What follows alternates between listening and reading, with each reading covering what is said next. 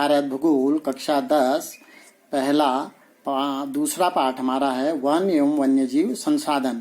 इसमें आज जो हमारा टॉपिक होगा वो राष्ट्रीय उद्यान एवं अभयारण्य, यानी कि राष्ट्रीय उद्यान, वन्यजीव अभयारण्य, जैव आरक्षित क्षेत्र। बच्चों, हमने इससे पहले पढ़ा कि बहुत सारे जीव और वनस्पतियां लुप्त हो चुकी हैं या उन पर संकट आ चुका है, संकटग्रस्त श्रेणी में आ चुकी हैं, तो उन पर जो है खतरा मंडरा रहा। तो इन सब को बचाने के लिए, इनके संरक्षण के लिए जो है सरकार द्वारा प्रयास किया गया, जिसके अंतर्गत राष्ट्रीय उद्यान, अभयारण्य और आरक्षित क्षेत्र बनाए गए इनके संरक्षण के लिए। तो इनमें सबसे पहले हम ये जानते हैं कि राष्ट्रीय उद्यान और अभयारण्य, आरक्षित क्षेत्र क्या होते हैं। बच्चों, राष्ट्रीय उद्यान जो होते हैं ये सरकार के नियंत्रण में होते हैं और इनमें किसी भी प्रकार की मानव गतिविधि पर बिल्कुल प्रतिबंधित क्षेत्र होता है। यहाँ पर किसी भी मानव को आने जाने की कोई छूट नहीं होती है कि अगर कुछ पर्यटक जाते हैं तो सीमित मात्रा में अनुमति लेकर ही इन राष्ट्रीय उद्यानों में जा सकते हैं।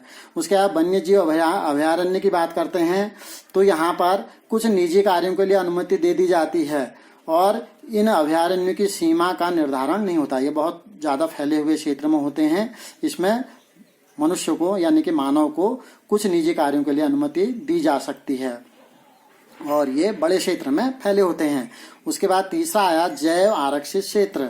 जैव आरक्षित क्षेत्र बच्चों ये भी सरकार के नियंत्रण में होते हैं, किंतु ये बहुत बड़ा क्षेत्र होता है। एक जैव आरक्षित क्षेत्र के अंतर्गत बहुत सारे आपके राष्ट्रीय उद्यान भी हो सकते हैं। तो इन जैव आरक्षित क्षेत्रों को जानने के लिए हम बच्चों, अगर हमारा माना ये पूरा जैव आरक्षित क्षेत्र है तो इसके 3 क्षेत्र होते हैं। पहले के क्षेत्र को हम कहते हैं संक्रमण क्षेत्र, दूसरे क्षेत्र को कहते हैं बफर क्षेत्र और तीसरे को कहते हैं ये अंदर का बिल्कुल कोर क्षेत्र। अब ये जो सबसे बाहर संक्रमण क्षेत्र है बच्चों, इसमें जो है निर्माण कार्यों की छूट दी जाती है, अनुमति दी जाती है, यानी कि मानव को यहाँ लोग आवास बना सकते हैं। और उसी तरह बफर क्षेत्र में भी निजी कार्यों के लिए अनुमति दी जा सकती है। लेकिन जो कोर क्षेत्र होता है इसमें बिल्कुल प्रतिबंधित क्षेत्र होता है, यहाँ पर किसी प्रकार की अनुमति नहीं दी जा सकती है। यानी कि जैव आरक्षित क्षेत्र बहुत बड़ा क्षेत्र होता है, ये जान लिया। इसके बाद बच्चों हम अब इसको भारत के मानचित्र में देखते हैं। कुछ जो हमारे देश के कुछ विशेष मुख्य वैसे हमारे देश में अगर हम कहें तो राष्ट्रीय उद्यान लगभग 105 हैं और अभयारण्यों की संख्या लगभग 532 है और जैव आरक्षित क्षेत्र 18 हैं। तो इन सबको मानचित्र में दर्शाना संभव नहीं है। तो हम भारत के मानचित्र पर कुछ मुख्य के बारे में चर्चा करेंगे। इन राष्ट्रीय उद्यान अभयारण्यों का जो क्षेत्र बनाया गया है ये कई जीवों के संरक्षण के लिए बनाया गया है। तो हम ऊपर से चलते हैं, जम्मू कश्मीर से चलते हैं तो यहाँ दाचीग्राम राष्ट्रीय उद्यान है। इससे पहले हम जान लेते, देखो मैंने यहाँ संकेत बना रखे हैं, राष्ट्रीय उद्यान है, ये अभयारण्य है, ये जीव आरक्षित क्षेत्र है। हम राष्ट्रीय उद्यान को पहले देख रहे हैं। उसके बाद यहाँ पर लेह जिले में जो है, लद्दाख में लेह जिले में जो है हिमिश है, ये भारत का सबसे बड़ा राष्ट्रीय उद्यान है। उसके बाद अगर हम यहाँ आते हैं आपके कहाँ, आपका ये हिमाचल प्रदेश, ये है आपका बृहद हिमालय के नाम से। और उत्तराखंड में फूलों की घाटी, Rajaji national park, Corbett national park. Corbett national park जो है हमारा भारत का सबसे पहला नेशनल पार्क है। उसके बाद उत्तर प्रदेश में दुधवा है और आपके यहाँ आ जाते हैं राजस्थान में, यहाँ पर सरिस्का है। उसके बाद मध्य प्रदेश में आते हैं, माधव है और आपका पन्ना है, बांधवगढ़ है, कान्हा है। और हमारे देश में जो सबसे अधिक उद्यान है, राष्ट्रीय उद्यान या राष्ट्रीय पार्क हैं, वो हमारे इसी मध्य प्रदेश में है। और इधर झारखंड में आ जाते हैं, पलामू है। आपका यहाँ उड़ीसा में आ जाते हैं तो यहाँ पर आपका सिमलीपाल है। यहाँ पर छत्तीसगढ़ में आ जाते हैं तो इंद्रावती है। और थोड़ा पूरब की ओर जाते हैं, ये असम में ये मानस है। यहाँ पर काजीरंगा है, ये एक सींग वाले गेंडों के लिए प्रसिद्ध है। नामदफा अरुणाचल प्रदेश में नामदफा है। इसी तरह और नीचे को आते हैं तो यहाँ आपके नागालैंड में जो है, नहीं तमिलनाडु में गुंडी है।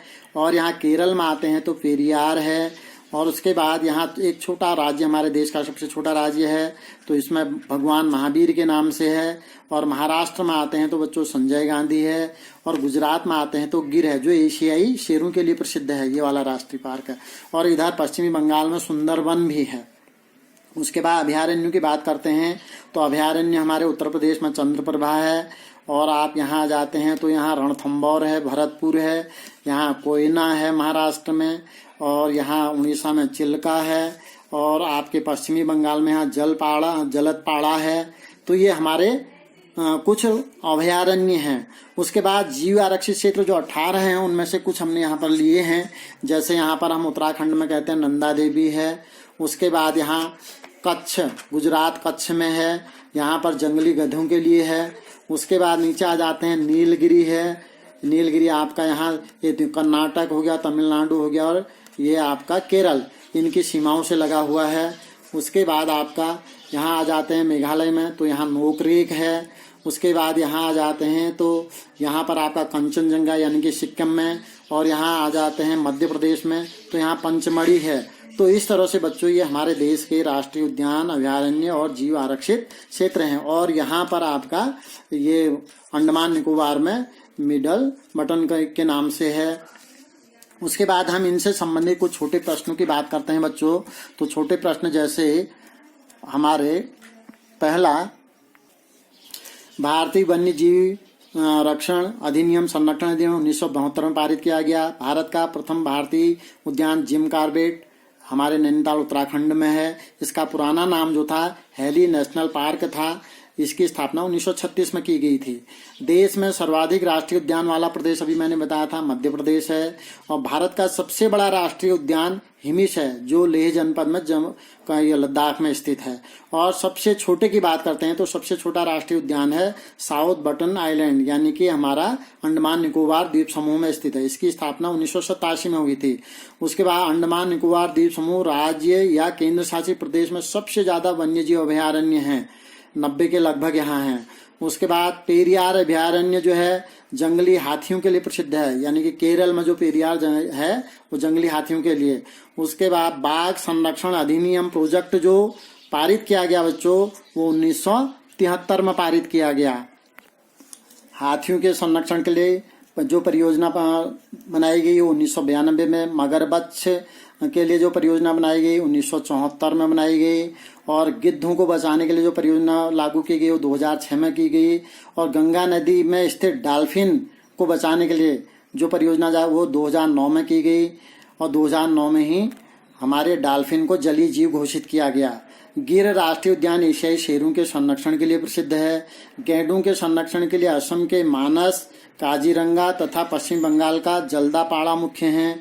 भारत के मध्य प्रदेश को टाइगर स्टेट के नाम से भी जाना जाता है। और भारत में 18 जैव आरक्षित क्षेत्र हैं।